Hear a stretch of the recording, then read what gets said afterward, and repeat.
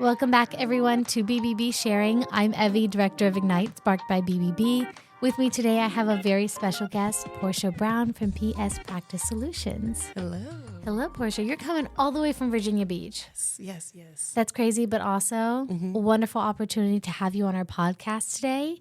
So go ahead and tell me if you guys can't see Porshia, by the way, she's wearing a beautiful lavender blazer, which I love. And it has a little flower on it and a little pin. Big fan of flowers. I think I've told this story before. My name means beautiful flower in Greek. So every time I see people wear flowers on their blazers, love it. Beautiful. Huge fan. Awesome. So Porshia, tell me, what do you guys do? So PS Practice Solutions, we are a credentialing and full revenue cycle billing management company. Awesome. And one of my main things is the consulting with those services. So we can tailor those services to what you need, but we also give you the mentorship, the consulting, and how to do those services with your staff.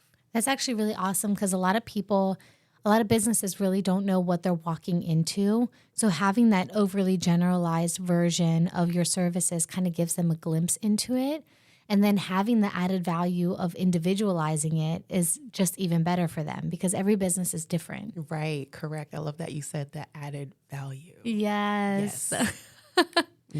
I always have everybody laughing in here because they're like, you use terms sometimes where I'm like, man, why didn't I think of that? Use them, girl, because I know. I'm right with you.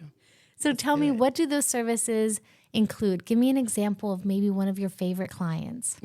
So right now, one of my favorite clients, they're in a whole other state, Washington State. Wow. And they're a big behavioral health, mental health company, therapy service. I love that. And I love their work.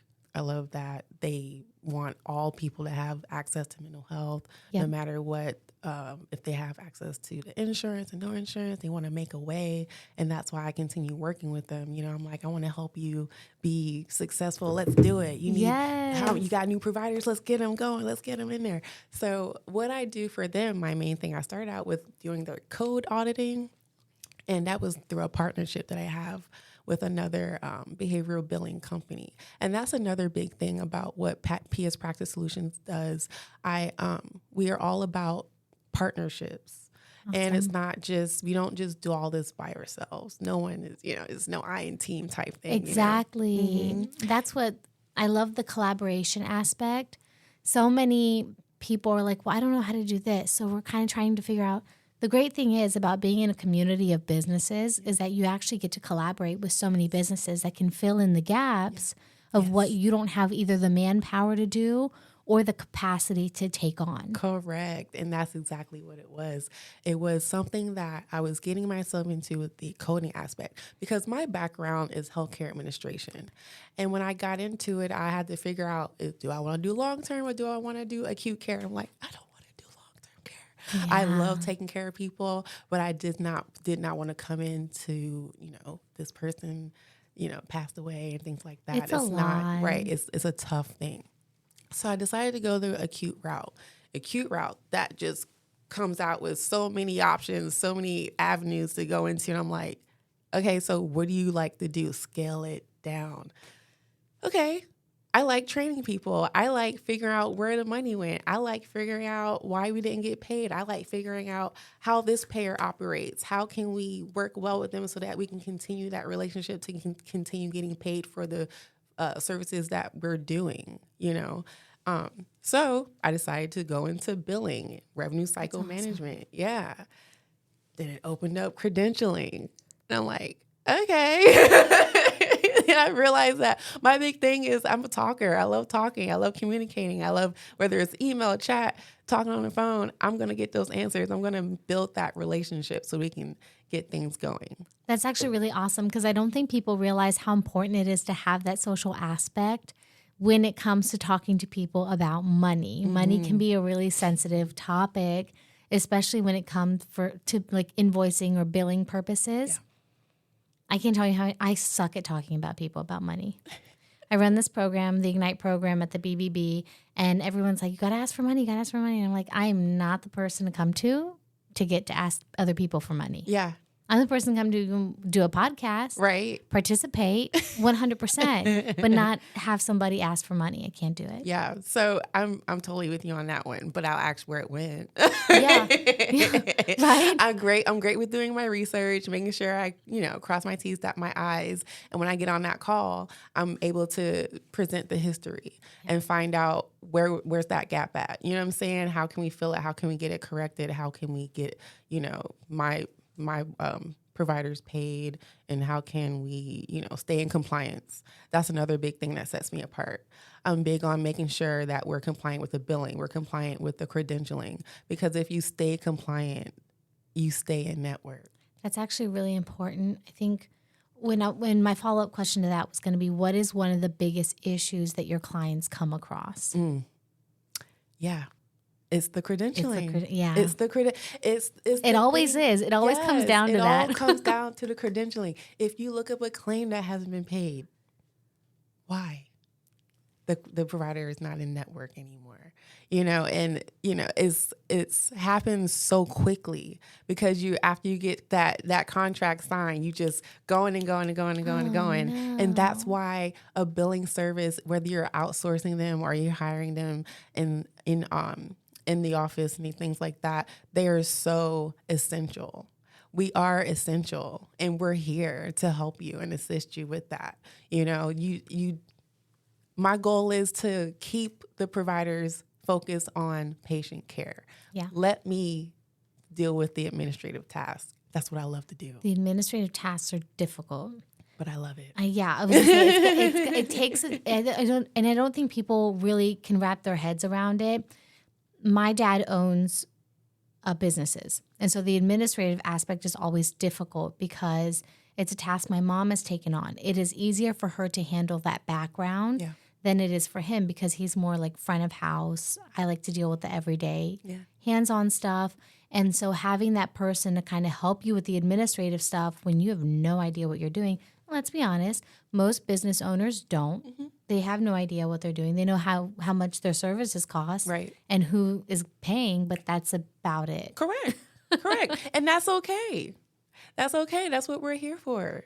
Exactly. We're here to coach you through it. We're here to fight for that, service fee to make sure you get what you're asking for or close to it. It happens. As close as you can get. As close as you can get, correct. And, as long as you are staying, like we said, it goes down to the communication. Once you set those relationships with the provider relations analysts, the other credentialing specialists that they have with those payers, they are the people that you want to have in your back pocket when things go crazy, because it's happened before. I had 17 providers that needed to be credentialed in 30 days. No.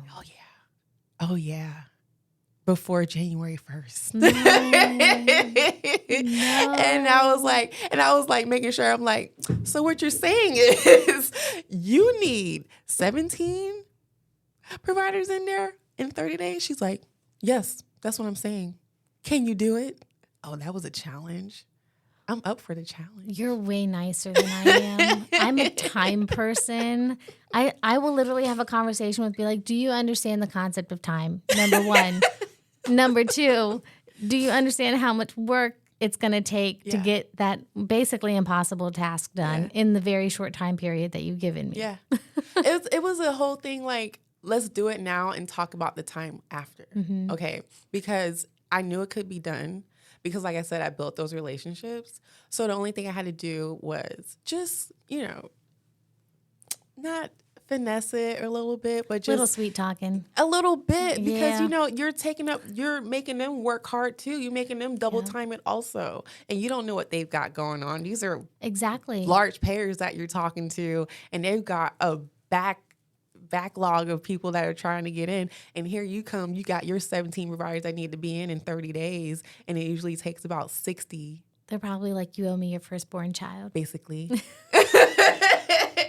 Let me buy you a coffee or something. Hey, thank you for your services, But it's that, it can happen. if you do your research and you see that, hey, there's a way to get this expedited, let's work together. Let me make sure I'm communicating correctly. And that's another thing. Like when I'm working with these the healthcare providers, my main thing is getting them to understand there is a way to communicate with each other. Yeah.